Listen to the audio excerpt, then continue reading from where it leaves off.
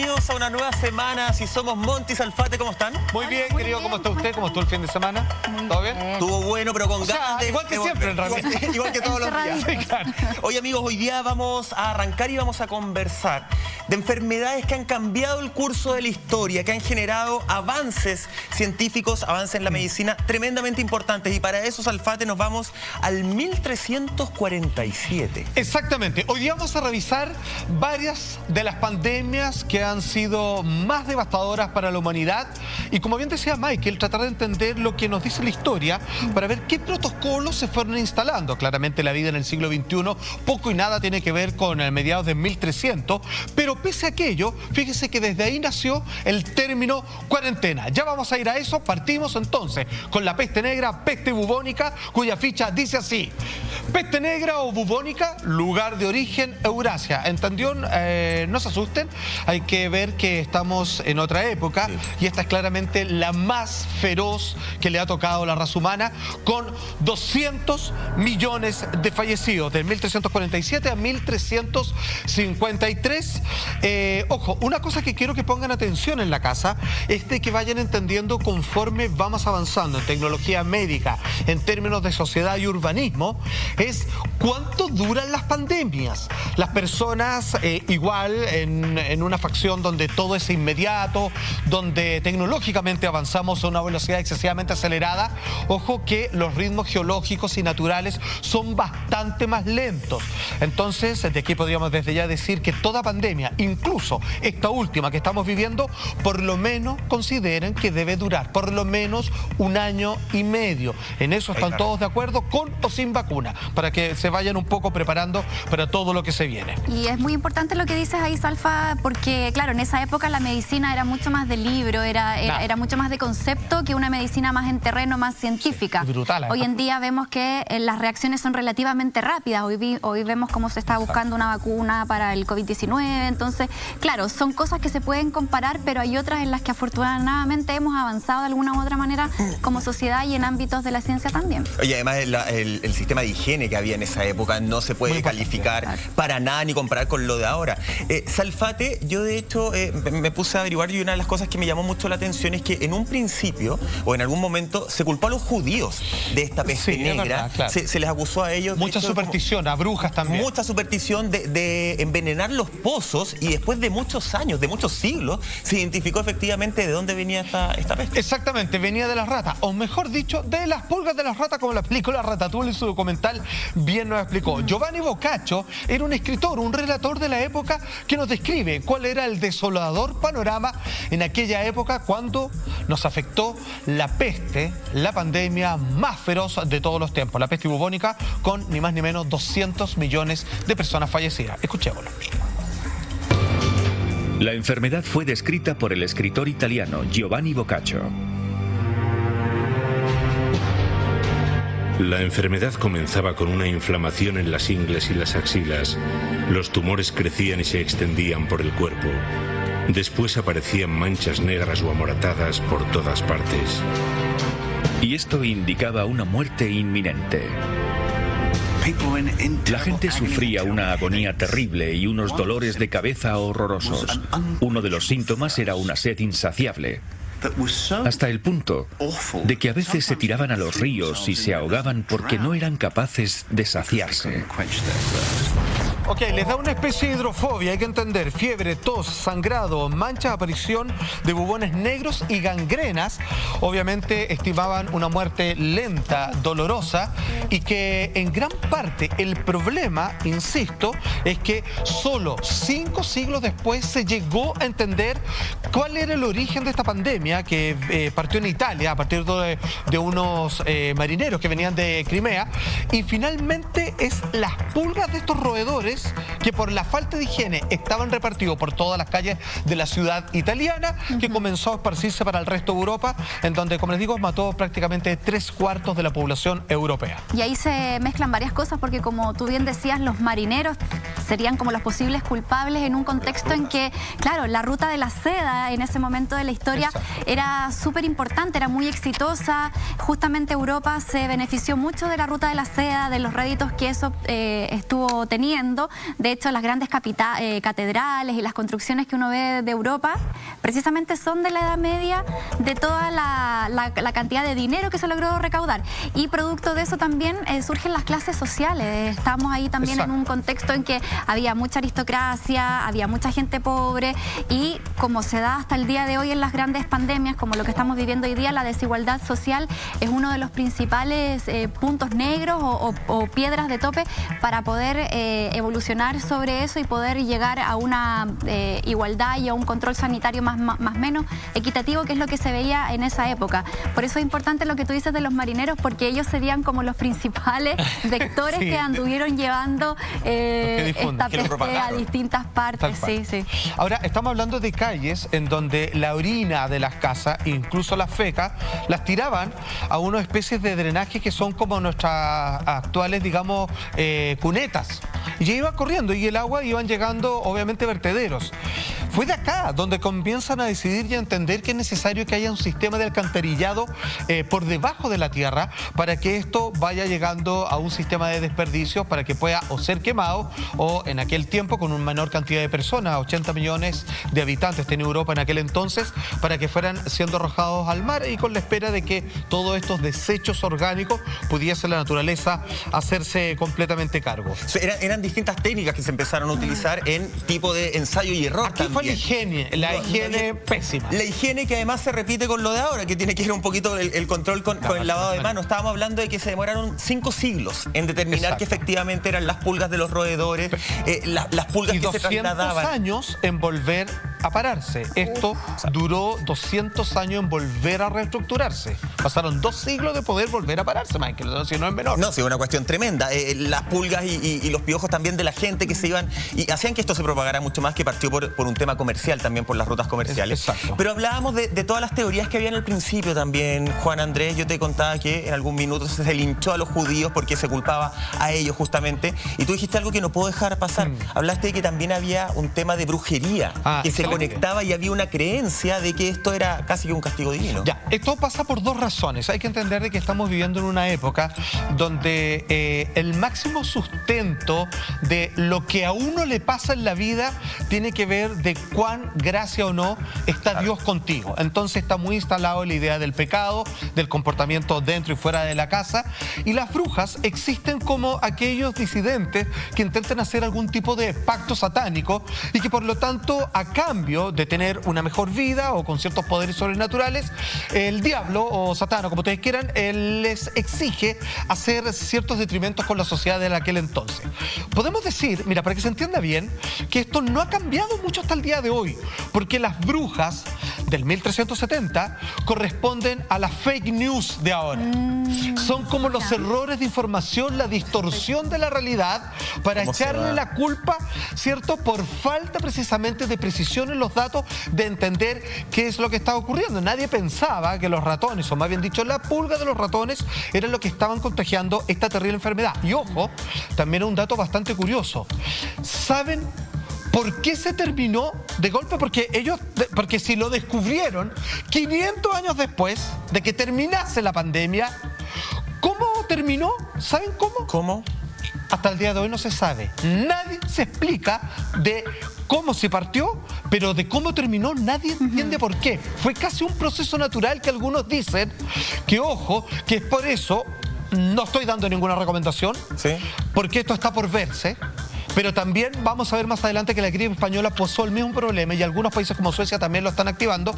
Es que el exceso de encierro también tiene sus consecuencias, y al parecer quedó en algún momento tantas personas infectadas que las pandemias tienen un ciclo natural que finalmente tiene que terminar. Y como decíamos al comienzo, a partir de la peste negra fue que se generó el término de cuarentena. ¿Por qué? Porque se dieron cuenta de que una persona posiblemente infectada se demoraba, cuando mucho, 39 días en demostrar que si esa persona fue contagiada o no. Luego de los 39 días se queda un día más así que viendo si ya puede interactuar con el resto, y ya quedaba claro que él no tenía la peste bubónica. De ahí viene el término cuarentena, donde pero cada eso, persona que venía de otro lugar que no había infección, lo guardaban 40 días. Pero eso también, Juan Andrés Monti, significó que muchos sectores, muchos pueblos, no sé si ciudades justamente, se empezaron a cerrar por completo. Claro. Empezaron a generar esa cuarentena. De hecho, había un sector que, estaba leyendo, dejaba monedas en vinagre porque se creía que el vinagre efectivamente podía matar eso, para que los comerciantes vinieran, se llevaran las monedas y dejaran alimentos y así poder sobrevivir. O sea, generaron una ruta de vida, una forma de vida totalmente ajena a lo que ellos conocían hasta ahora. A mí me gustaría contrarrestar un datito antes que pasemos a la siguiente, y es que la peste negra tenía un periodo de personas contagiadas asintomáticas de 20 días. Por eso también logró ser tan expansiva y con una contagiosidad tan alta. Algo que parecer se estaría como repitiendo en el caso del COVID-19, porque son 14 días son los más, que una persona podría al menos estar... Eso yo creo que deberíamos como programa en partir diciéndolo ahora. Yo creo que han sido relajados con eso. Está claro que los estudios demuestran que son más y pasan los 28 días, así que hay que tener ojo con eso, pero sepa usted que el oficial son 14 días. No hay una verdad absoluta todavía para decir 14. Pero la peligrosidad es la misma. O sea, antes hablaban de 20 días, hoy día estamos en un periodo de contagio también desde 14 días de asintomáticos, y eso es lo que potencia el nivel de propagación del virus. Así que un datito no menor a considerar de las experiencias previas. Estamos hablando de grandes pandemias, Juan Andrés Monti, amigos en la casa, que han cambiado el curso de la historia, que han generado, como la peste negra, la cuarentena. Y nos trasladamos ahora a 1520, la viruela. Exactamente, para eso tenemos una ficha para mostrarle. Ojo, parto diciéndole que, como usted bien sabe, la viruela, a todos aquellos que tienen sobre 40 años, alguna vez puede que la hayan tenido en la vida, pero esta es una pandemia que está completamente erradicada porque existe una vacuna para tales efectos. Viruela, lugar de origen, esta vez África y Asia. Ojo, esto parte de tiempos bíblicos, ya vamos a ir. Muerte, no menor, 56 millones de personas. Ya, atención, ¿qué estamos entendiendo a partir de aquello? Es que finalmente, lo que hoy día no es ni tema de conversación, no es problema, es que cuando tú logras dar, ya sea en el caso de una vacuna o en el caso de los procedimientos y protocolos necesarios, después esto queda como una anécdota histórica, por así decirlo. Vale decir, hoy día alguien se puede contagiar de viruela o algo parecido como sarampión, por ejemplo, etcétera, etcétera. Sin embargo, no es de alto riesgo, por decir prácticamente nulo, para las vidas de la persona. Quiero dar un término con respecto a la viruela, que incluso antiguamente, esto que la última vez que se vio fue como en los años 70 aproximadamente, estaba esta práctica que yo no sé si ustedes que son más jóvenes lo recordarán o les tocó, que cuando, por ejemplo, en mi caso, un primo le daba obviamente la viruela, a uno lo agarraban, ¡pah! Y te mandaban a dormir con él. Con la peste cristal. Y con la peste cristal hacían lo mismo, digamos, ¿por qué? Para que te diera al tiro de chiquitito, porque cuando te da adulto, obviamente, tu sistema inmunológico es mucho más peligroso y quedabas con el sistema inmune completamente resuelto de ahí para adelante y ya no se hablaba completamente más. Esa es como una forma de vacunación natural. Exactamente. Muy casera. Claro. Muy casera. O sea, es brutal, es a la de campo, pero sin embargo, fíjate que en este caso, en este aspecto, acuérdense que la cantidad de muertos no es menor, de 50 millones de personas y un poco más, tiene que ver precisamente porque la idea es que hay una confianza acá en los procesos naturales donde se genere un sistema inmune a propósito de una pandemia que surge. Vale decir que hay una especie de recalculamiento evolutivo a partir de mientras más se comparte, más la plataforma del ser humano sabe qué hacer al respecto. Es casi como decirle, mira, pásale la pega a tu cuerpo, que tu cuerpo, en conjunción con todo el resto de la raza, más o menos va a tratar de solucionar esto por sí mismo, porque es su naturaleza mantenerse en estado de salud y vivo. Pero eso tiene que ver, Salfate, y me salta duda al tiro, con justamente generar como una red de anticuerpos naturales al exponerte al lado de la enfermedad, o tenía que ver básicamente con que te diera ahora porque no se te iba a repetir y no te da cuento adulto. Ambas en ese caso. Sin embargo, hay que decir que esto finalmente finalmente fue erradicado porque se logró encontrar una vacuna. O sea, al respecto. Ahora, ya vamos a ir al momento de cómo encuentra esta vacuna porque es maravilloso, que es el principio básico de cómo operan actualmente. A ver, hay que decir que la viruela, ojo, mató, porque esto comienza a expandirse. La primera fue en 1300 a.C. aproximadamente, en la guerra de los hititas con los egipcios. Los egipcios devastaron, no con su arma ni con lanza, a estos enemigos en el continente africano. Pero si ustedes recuerdan, ya en los tiempos de Moisés, en el Éxodo, en el Pentateuco, en el Antiguo Testamento, dentro de las 7 plagas, algunos, bueno, hay 10 plagas, hay distintas modificaciones según la Biblia que usted lee, se habla de que una tiene que ver con un contagio especialmente que es como la viruela, que es con estos puntitos, digamos, que uno se rascaba y te quedaba la marca si es que te echaban mentolato o te echaban talco para que no te picara tanto. Ahora, el origen de la vacuna que terminó y erradicó completamente la viruela hasta el día de hoy es impresionante y no podemos estar menos que tremendamente agradecidos de esta monja budista. Pongan mucha atención. Según un pequeño libro, El tratamiento correcto de la viruela, una monja budista que vivía en una famosa montaña llamada O Mei Shan, en la provincia sureña de Sichuan, molía costras de viruela y soplaba ese polvo en la nariz de las personas sanas. Lo hizo después de notar que quienes lograban sobrevivir a la viruela nunca la contraían nuevamente, y su extraño tratamiento funcionó. El procedimiento, llamado variolación, evolucionó lentamente y a principios de 1700 los médicos empezaron a tomar material de las llagas y ponerlo en personas sanas mediante 4 o 5 rasguños en el brazo. Esto funcionó bastante bien, dado que las personas inoculadas no volvían a infectarse. Hasta un 3% de las personas seguía muriendo después de ser expuesto al pus. Ese tratamiento se siguió utilizando hasta que el médico inglés Edward Jenner notó algo interesante entre las ordeñadoras de vacas, algo que nos llevó a la solución moderna. A los 13 años, mientras Jenner era aprendiz de cirujano y boticario rural en Sudbury, cerca de Bristol, oyó a una ordeñadora decir: «Nunca tendré la viruela porque ya tuve viruela bovina. Nunca tendré un rostro marcado por la viruela». La viruela bovina es una enfermedad de la piel que se asemeja a la viruela e infecta a las vacas. Más tarde, como médico, se dio cuenta de que ella tenía razón. Los virus de la viruela humana y vacuna son de la misma familia. Pero cuando un virus infecta a un huésped desconocido, en este caso la viruela bovina, a un ser humano, es menos virulenta. Jenner decidió probar si el virus de la viruela bovina podía usarse para proteger frente a la viruela. En mayo de 1796, Jenner encontró una joven ordeñadora, Sarah Nelms, que tenía lesiones frescas de viruela bovina en la mano y el brazo. Había contraído de las ubres de una vaca llamada Blossom. Con residuos extraídos de sus llagas, inoculó a James Phipps, el hijo de su jardinero, que tenía 8 años. Luego de unos días de fiebre y malestar, el chico pareció recuperarse. 2 meses después, Jenner inoculó al chico nuevamente, esta vez con materia procedente de una lesión fresca de viruela. El niño no desarrolló la enfermedad, y Jenner concluyó que la protección era total. Jenner luego usó el virus de la viruela bovina en varias personas más y las expuso varias veces a la viruela, demostrando que eran inmunes a la enfermedad. Con este procedimiento, Jenner inventó la vacuna contra la viruela. Según...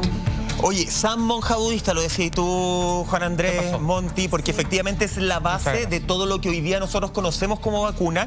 Y encontrar una solución, y lo estábamos conversando mientras veíamos el video, Monti, con una enfermedad que es tremendamente visual.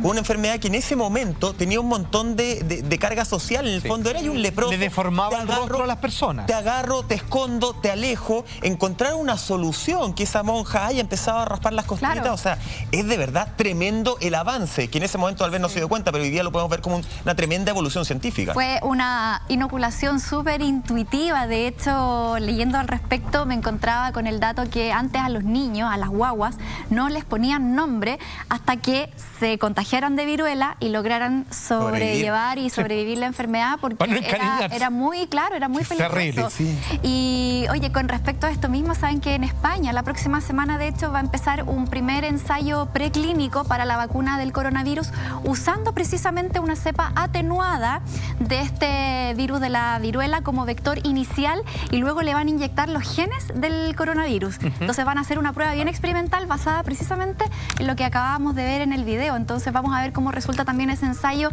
en esta lucha o en esta carrera científica que hay hoy día por encontrar la cura contra el SARS-CoV-2. Con la mera observación y con el tiempo necesario para poder meditar y con un poco de imaginación y intuición, por qué no decirlo, finalmente finalmente quedó completamente hasta el día de hoy erradicada esta pandemia de la viruela que no menormente asesinó a 56 millones de personas desde los tiempos bíblicos, así que bueno.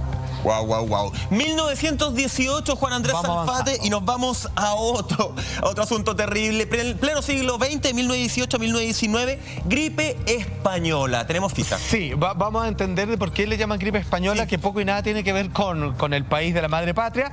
Pero atención que esto, la tantas veces mencionada gripe española, es quizás de la que más podríamos entender hasta el día de hoy de cómo funciona una pandemia como el COVID-19 respecto a los protocolos. Mucha atención, la gripe española funcionó así. Gripe española, lugar de origen los Estados Unidos, en un centro hospitalario, por lo raro que suene. Y la muerte, siento que no está precisada, porque estamos hablando en rasgos que fueron calculados solo justo en el término de la Primera Guerra Mundial. Se habla entre 20 y 50 millones, pero si bien ese número podría llegar a 100 millones de personas, lo que estaría en un absolutísimo segundo lugar después de la peste bubónica. En este caso, afecta principalmente de una forma indiscriminada a jóvenes, niños, adultos y también animales, de forma drástica, feroz, y como les decíamos, arrasó con por lo menos 50 millones de personas confirmadas. Algunos dicen que efectivamente puede haber sido un poquito más de 100, pues se confunden con los muertos y posteriores enfermedades generadas por el término de la Primera Guerra Mundial. Salfate, ¿por qué, perdón, me va a saltar la pauta? Sí, por favor. ¿Por qué gripe española? Si el origen es en Estados Unidos. Ok, muy bien.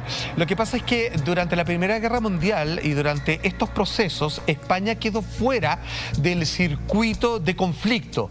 Y por lo tanto, cuando se trataban de ocultar, mira, ya en ese tiempo ya había censura como la existe hoy día con respecto a ciertos temas, porque digamos que la censura sí llegó a Internet. Afortunadamente tenemos esta plataforma donde las cosas las decimos claramente y de frente con toda la info arriba de la mesa. En aquel momento España, al no sentirse tocado por estas desgracias, tanto sociales como bélicas, finalmente lo que decide es poner, obviamente, en orden público toda la información que se tenía sobre esta pandemia. Entonces, si tú querías realmente averiguar qué pasaba, tenías que recurrir a España. La información que salía de ahí para el resto del mundo, puesto que los demás ocultaban las verdaderas cifras. ¿Por qué? Porque estaban en un atochamiento económico bastante brutal. Insisto, venían saliendo de esta guerra que dejó una gran cantidad de muertos, aproximadamente como 20 millones, y luego finalmente esta pandemia termina arrasando más del doble, incluso quizás hasta el triple, y que fue, como algunos lo consideraban, una vez más, las supersticiones todavía instaladas, casi como un castigo de Dios por esta malformación social que se genera belicosamente en los seres humanos. De hecho, le dicen la madre de todas las pandemias, claro, a la gripe española. Pero ¿sabes qué? Ante tanta tragedia, desgracia, muertes y todo lo que eso provocó, yo creo que este tipo de cosas cuando ocurren en el mundo son tremendas oportunidades de crecimiento también. O sea, si no aprendemos de esto ahora, ¿cuándo? Y muchas cosas sucedieron a raíz de la gripe española, como por ejemplo, fíjense, las mujeres tomaron un lugar importante dentro de la sociedad porque curiosamente atacaba mucho a los hombres esta gripe española, más que a las mujeres. Por eso pensaban que era una maldición, entre otras cosas. Sí, hombres entre 20 y 40 años aproximadamente, lo que hizo que las mujeres tomaran el poder en los negocios, tuvieran que estar al frente de las administraciones de las granjas, por ejemplo, aprender oficios que nunca antes habían haciendo, y se pone justamente en el debate esta igualdad laboral, que es lo que se habla hasta el día de hoy con respecto a la igualdad de género. Y sin ir más lejos, hacia el 1920, el 20% de la fuerza laboral en Estados Unidos al menos la ejercían mujeres. Por lo tanto, yo creo que de todas estas cosas surgen tremendos crecimientos sociales, científicos, y por supuesto nosotros acá estamos también enfrentando en primera persona, todos, al menos en este año 2020, cuáles son los nuevos desafíos que se nos vienen. Mire, solo para complementar, porque de esto también tenía ese dato que me llamó mucho la atención. Esto lo lleva a cabo una investigadora de la Universidad de Texas, A&M, que es Christiane Blackburn, que ella dice, y la voy a citar textual: para 1920 las mujeres eran el 21% de todos los empleados en el país. O sea, estamos hablando, y por eso partimos este programa hablando de cómo pandemias que cambian la historia. Y esto cambió, le dio la oportunidad a las mujeres, un aspecto súper positivo dentro de todo el horror. Ya, mucha atención, porque vamos a ver un video de cómo se erradicó, pero ojo, ¿por qué usted se pregunta que es tan famosa la gripe española si no mató tantas personas, digamos, en relación a otras? Es porque hubo 3 oleadas. Y la segunda, nosotros no estamos en la primera ahora, la segunda fue donde realmente se aprendió cómo combatir una pandemia. Aquí nació la suspensión de clases, los controles aduaneros y el uso de mascarillas. Sin embargo, la erradicación fue de la siguiente manera. Atención. La tercera y última oleada fue más benigna, ya que mucha población estaba ya inmunizada, dando por controlada la pandemia en la primavera de 1919. Y es que la enfermedad terminó por sí sola. En verano de 1920 el virus había desaparecido. Mientras que le ganó la batalla a los más débiles, el resto quedó inmunizado. Oye, vamos a seguir hablando de la peste, de la gripe española, lo importante de las oleadas también. Te quiero preguntar algo, Salfate, pero atención porque eres el ejemplo vivo de amor y fortaleza. En mayo celebramos el mes de la madre con un espectacular concurso donde podrás ganar, escúchame bien, un premio de 1 millón de pesos. Para participar tienes que enviar la palabra mamá al 6070, así de fácil, mamá al 6070, y el 29 de mayo, este 29 de mayo, vamos a sortear este 1 millón de pesos. Vamos y participa y gana, por supuesto. Así es. Ya sabes, muy bien. Mamá, tienen que enviar. Salfate, estábamos hablando de las oleadas y yo te hacía una pregunta, porque la peste negra tuvo 3 oleadas. Sí, exactamente. Más o menos importantes. Estamos hablando de la gripe española con 2. ¿Podríamos pensar entonces, o asimilar a raíz de la historia, que el COVID-19 está recién en su primera etapa y que nos falta otra oleada que incluso podría ser peor que la que estamos viviendo? Lo que nos convoca como programa no es alarmar, sino simplemente tratar de entender, en algunos casos resumir y abrir aristas con respecto a las conversaciones, con lo que ofrecen los medios oficiales y también con aquellos de características alternativas que finalmente varios de ellos terminan cumpliéndose porque son un poquito más osados y con un fundamento científico se atreven a adelantar información que termina siendo de esa manera. Es normal que en una pandemia, con la gran cantidad de personas que existen en el mundo y con la tasa de contagio que, por ejemplo, en Chile ha comenzado a aumentar y de a poco nos estamos acercando a cómo ha sido proyectado por el gobierno el pic para principios del próximo mes, todos hablan, y si tú hablas con alguien de la salud te va a decir que sí, debiera venir una segunda oleada porque es la forma casi natural de cómo estas cosas suceden, y esa segunda oleada podría estar pensada para entre noviembre y diciembre de este año. ¿Qué significa eso? Que podría volver a repuntarse cuando en algún momento comience a bajar, podría volver a tener otra subida. Ya, ¿por qué es importante tener ese dato? Porque todas las pandemias anteriores han funcionado así. ¿Saben por qué mencionan tanto la gripe española? Que se tomaron los resguardos de, por primera vez, todos con mascarilla. Los niños, ¿qué vamos a hacer en el colegio? Se quedan en la casa y estudian, digamos, con los papás. Control fronteriza. Nadie puede pasar. Comenzaron aquí a postularse todos los sistemas de higiene que hasta el día de hoy funcionan, del lavado de manos, etcétera, etcétera, las duchas, dejar los zapatos afuera, el lechero de lejito, etcétera, etcétera. ¿Qué es lo que sucede? Es que hubo países que estableciendo a partir de la peste bubónica cuarentena total. Se los voy a entregar como dato. Esto es lo que hoy algunos países por eso que están haciendo lo contrario, que es una idea más. Todavía no sabemos cuál es la mejor o la menos peor. Y aquellos lugares que hicieron cuarentena absoluta dijeron, ¿sabéis qué? ¿Cuántos infectados hay acá? Ni uno. Ya, ¿cuántos somos? 20.000, perfecto. No entra pero no sale nadie, ¿entendieron? Ok. Terminó, sí, bajó, empezaron a salir. Vino la segunda ola y en ese pueblo se murieron prácticamente todos. Vale decir, si no hay un equilibrio entre cuarentena y al menos un número de infectados asintomáticos o que van a poder sobrevivir la pandemia, no comienza a generarse un equilibrio natural. Porque es como si yo le dijera, ¿saben qué? Me voy a vivir un búnker hasta que esta pandemia se acabe. ¿Y cuánto? 5 años. Me voy 5 años. Después, si yo salgo, probablemente me dé COVID-19. Porque tu cuerpo no Porque no tiene idea de esto. No lo conoce. Porque en el contexto de la globalización humana, yo nunca me pude enterar a nivel biológico de que algo así podría ingresar a mi cuerpo y por lo tanto, digamos, no tengo ningún sistema de alarma al respecto. Es una de las formas e ideas. Y la gripe española, por lo menos, aquellos que hicieron cuarentena estricta total, algunos de ellos, insisto, no les fue tan bien, sino que les fue peor en la segunda ola, precisamente por extremizar los sistemas de resguardo.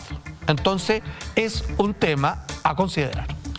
Tema a considerar, Monty. ¿Y te parece si pasamos a otra gripe más? Si nos vamos a 1957, la gripe asiática. Y aquí ya seguimos hablando de higiene y hablamos del sistema sanitario completo. Exacto. Esto se parece mucho a lo que estamos viviendo ahora, porque, a ver, tiene una tasa de mortalidad brava el COVID-19, ¿ok? De hecho, ya vamos a estar hablando con respecto a los últimos estudios que se tienen para que ponga mucha atención. Esto usted sí que lo tiene que entender y saber, porque estamos aprendiendo a una velocidad exponencial y quizás, como entendíamos a cómo funciona este bicho, parece que es nada que ver. Ojo. ¿Qué es lo que pasa? ¿Por qué se parece mucho a esta influenza, a lo que estamos viendo el día de hoy, que es la gripe asiática? Es porque precisamente su tasa de contagio finalmente hizo colapsar el sistema médico. Lo terrible de esto que estamos viviendo ahora tiene que ver porque no hay posibilidad de atender a tantos enfermos al mismo tiempo. Gripe asiática, lugar de origen, China. Muertos, 1 millón. Estamos hablando a fines de los años 50, 1957 para ser exacto, y que en menos de un año terminó propagándose. Obviamente aquí ya existen sistemas de movilización de la humanidad mucho más grandes. Tenemos un titular que nos habla al respecto de la famosa gripe asiática de fines de los años 50.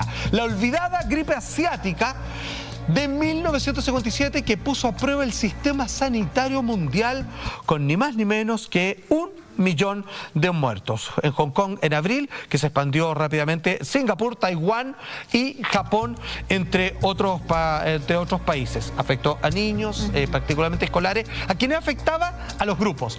Era tan rápido el contagio que todo es grupos de trabajadores, grupos de colegio, donde había multitudes, ahí se expandía rápidamente. Que son contagios muy fáciles por estas gotitas que quedan nuevamente suspendidas en el aire. En el aerosol.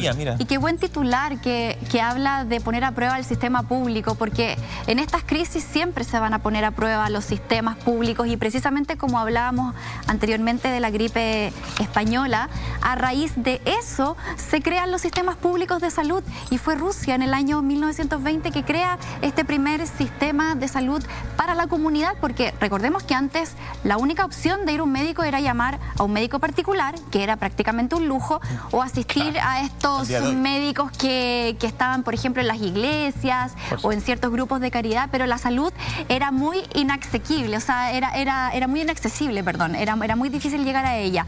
Por lo tanto, a raíz de esa pandemia que hablábamos recién, se puede, en este caso de la gripe asiática, hablar que el sistema público ya estaba de alguna u otra forma un poquito más armado y por ende también colapsado, porque había muchas necesidades que cubrir por la población. El problema es la cantidad de enfermos al momento. Al mismo tiempo. Exacto. Claro, el problema es que el sistema todavía no pasa la prueba, Salfate. No lo pasaba. Estamos hablando de 1957, que efectivamente se pone como a prueba a nivel mundial.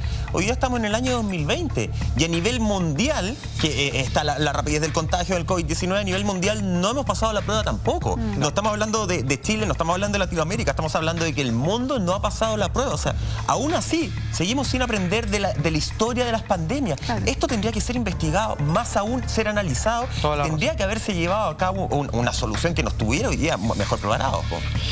Sin embargo, lo que hemos aprendido es que siendo que algunas pandemias se volvieron en ciertas oportunidades completamente letales, podríamos decir, por la lista de las más terribles de la historia, es que hemos zafado de todas las anteriores y estamos viviendo una nueva.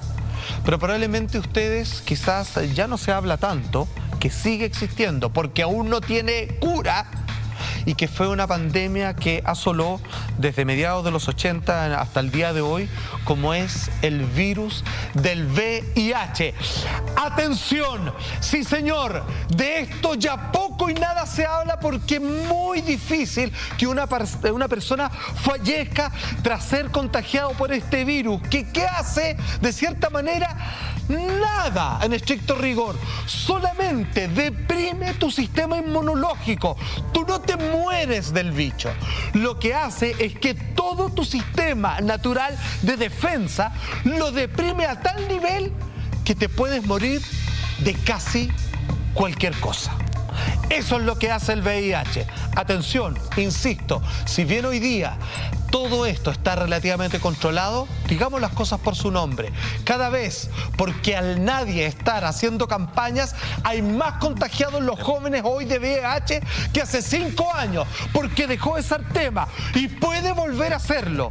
Sin embargo, este bicharraco que surcó, que nació a propósito de mediados de los 80, hasta el día de hoy deja todavía tremendos estragos, porque no hay cura. Lo último que hemos aprendido del COVID-19 y cómo funciona en el momento este VIH, todo eso a la vuelta está breve pausa comercial, no se vaya.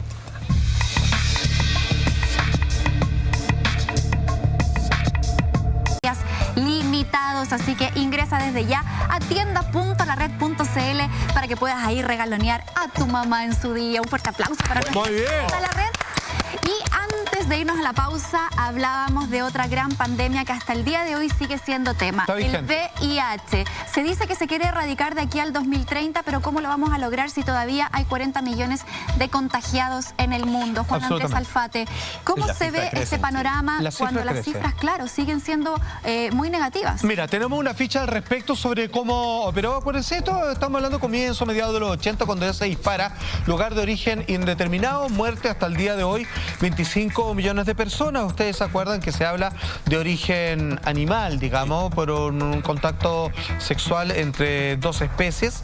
Y finalmente, sí, esto ha dado para mucho, teorías conspirativas, etcétera, etcétera. Incluso bajo el tremendo misterio, donde nunca ha podido ser aislado el virus como tal. Entonces, por eso hay que algunos dicen que todos encajan bajo el nombre de VIH, una agrupación de síntomas que pueden ser otras varias más. Pero sin embargo, sí que ocupemos que existen varias categorías de síntomas que por lo tanto el tratamiento sobre el detrimento del sistema inmunológico normal habría que tratarlo de la misma manera. Ahora, tenemos este médico español que habla un poco, digamos, cómo ha sido el origen, el tratamiento y cómo se ha podido controlar hasta el día de hoy esta terrible pandemia que en algún momento fue terrible, porque atacaba a los enamorados, digamos, así de desgraciado era este bicho. Claro. Atención. De cara al futuro es muy importante saberlo todo para poder eliminarlo. Ahora mismo el VIH en sí es una enfermedad no curable. Las personas tienen que mantener el tratamiento de por vida con tal de que el virus no rebrote, no reaparezca y causa estragos. Entonces hay que seguir aprendiendo para ver de qué manera hace el virus para persistir en el organismo a pesar de años y años de tratamiento antirretroviral.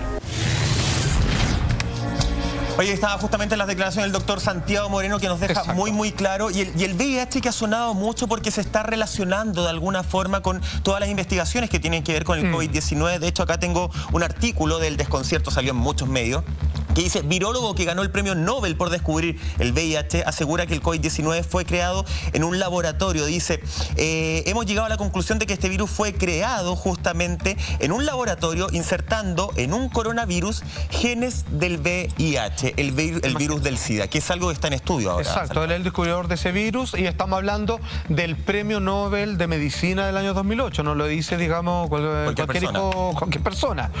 Ok, como decía la Monty, 37 millones de personas contagiadas hasta el día de hoy. Afortunadamente está relativamente muy bien controlado esa enfermedad, pero no dejar de mencionar que en la actualidad hay casi 2 millones de niños contagiados.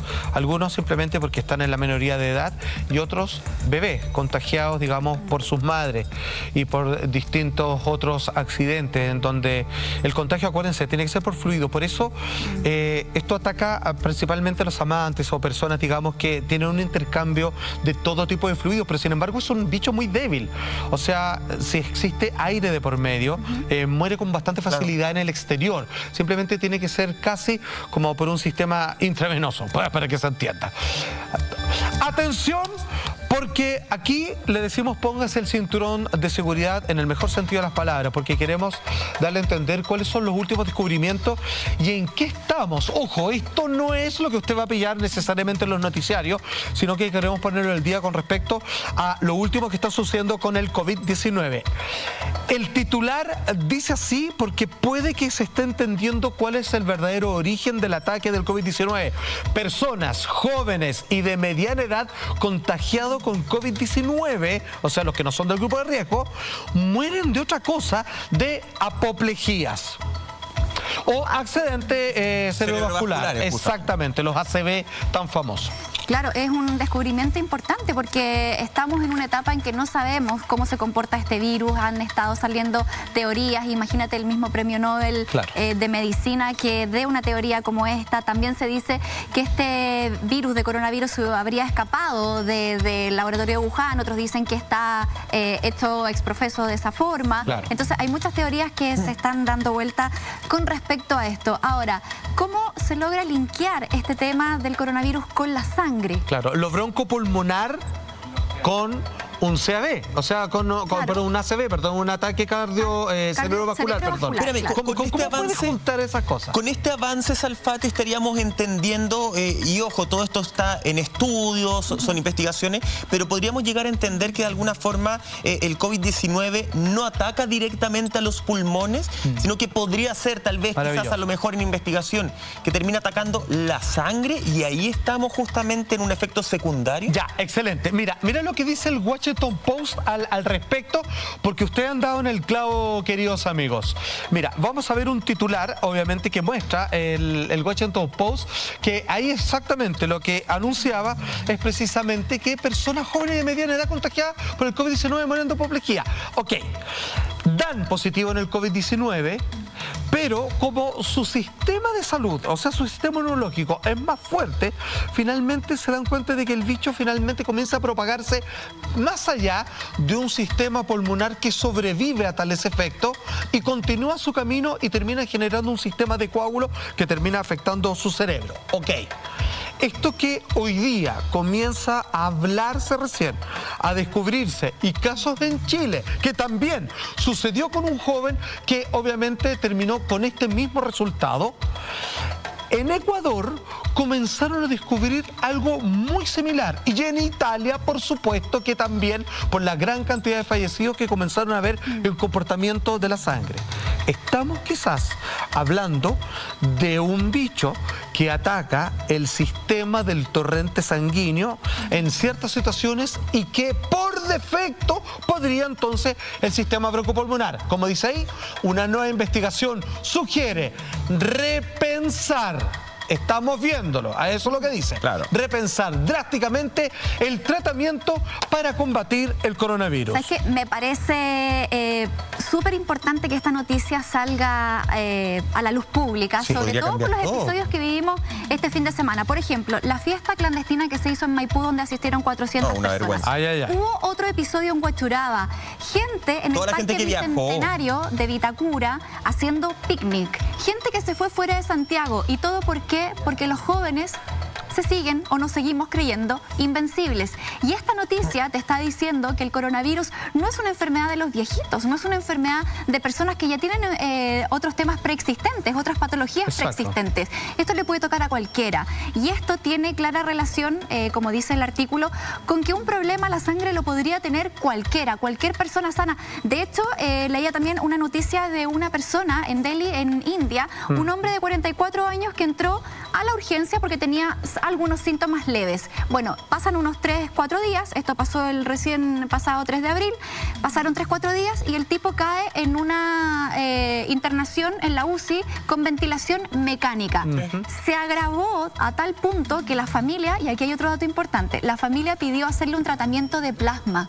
Y fíjate que con el tratamiento de plasma, este personaje de 44 años completamente sano, que solamente tenía el contagio de COVID-19, logró recuperarse. Entonces son pequeñas evidencias que estamos viendo en el mundo que te dice que quizás la enfermedad puede ir por el tema de la sangre. Por algo se le aplicó el tratamiento de plasma y funcionó. El tratamiento de plasma, de hecho, la OMS lo está pensando como una posibilidad y de hecho le dio luz verde a varios países para que investigaran sobre esto. En Chile es la que quien dice. Así que eso está obviamente... Bien rima con otro informe norteamericano y con otro informe de Latinoamérica que parece ya a esta altura, ellos mismos se lavan las manos y dicen, esto todavía no se ha probado en terreno, pero lo que estamos viendo a partir de los pacientes con COVID-19, a partir de las personas fallecidas por este bicho, es que al parecer sí, efectivamente, afecta la sangre y con un componente en particular que precisamente, si eso te falta en tu torrente sanguíneo,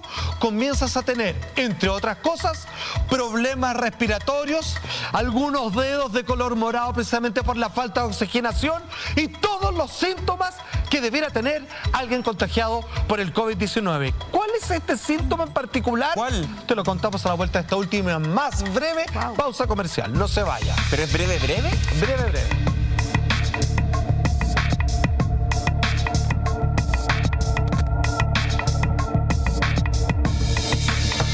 De los niveles, al atacar, ya les voy a, márquenlo con rojo acá, ¿sí? Esta es una palabra clave. Vamos a ver qué quiere decir que ataca. Disminuye los niveles de hemoglobina, lo cual va a terminar produciendo disminución de la capacidad de transporte de oxígeno hacia los tejidos, generando... y el artículo no especifica mucho, ¿sí? Pero lo que dice es que genera una alteración del intercambio gaseoso en la barrera hemato-alveolar y por este motivo genera una inflamación en el pulmón. Cuando la hemoglobina es capturada y es atacada, lo que hace el virus, según este artículo, es separar, digamos, el grupo M en porfirina y hierro. El hierro aumenta los niveles de ferritina en sangre, produce injuria, inflamación y podría ser la causa de la disfunción multiorgánica. ¿Tá? Este artículo plantea lo siguiente: si esto en realidad ocurre, tal vez esto sea lo que esté provocando las lesiones típicas en el pulmón, ¿sí? Ese patrón en vidrio despulido, los hallazgos característicos en la tomografía y en la radiografía. Llevamos... Oxigenar y alimentación. ¿Qué es lo que decía este informe? Claro, lo que nos explicaba ahí el doctor Veller es básicamente que nuestros glóbulos rojos contienen hemoglobina. El fierro que nosotros ingerimos es el principal productor de hemoglobina. ¿Qué hace la hemoglobina? Lleva el oxígeno que nosotros respiramos a los distintos tejidos del cuerpo. Uno de ellos, los pulmones. Por lo tanto, cuando el coronavirus ataca la sangre, los glóbulos rojos, lo que hace es dejar a la hemoglobina sin fierro y sin oxígeno. Asfixia. Eso hace un colapso al sistema respiratorio y también este fierro que queda libre, que queda circulando libremente por el cuerpo fuera de la hemoglobina, es lo que produce distintas otras patologías, como por ejemplo el aumento del tamaño del hígado y también el aumento del tamaño del corazón, que son dos cosas que se han encontrado en autopsias que se realizaron en 50 fallecidos en Italia. Esa es la relación que se hace hoy en día, esta teoría, que es la que informa el estudio que hicieron algunas universidades en Chile.